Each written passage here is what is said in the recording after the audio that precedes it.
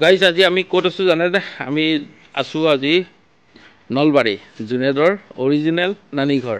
তো এইটো হৈ গ'ল জুনেদৰ অৰিজিনেল নানীঘৰ, ইয়ানি কি জেবিনৰ পুৰণা গাঁৱৰ ঘৰ। তো আমি ইয়াতে আহিছোঁ আজি, আৰু পিছফালেও কিবা কিবি আছে বাৰী, পিছফালে মানে বস্তি বুলি কয় নেকি, ইয়াতে বস্তি আছে, এইফালে পুখুৰী আছে আৰু কিবা কিবি আছে, দেখাই আছোঁ। এইফালে হাঁহ পুখুৰীত হাঁহ চৰি আছে, এইফালে মাছক দানা দিলে মাছ আহিব এতিয়া, চাম ৰ'বা। দানা দি আছে, এইটো মাছ আহিব এতিয়া। পুখুৰীটো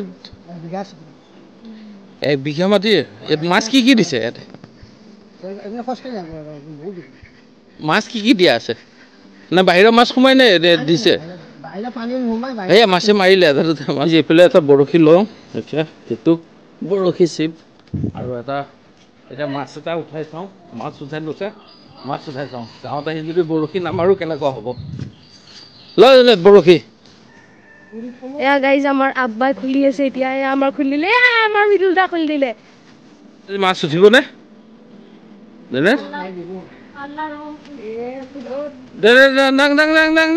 পাই গ'ল উঠা উঠা উঠা।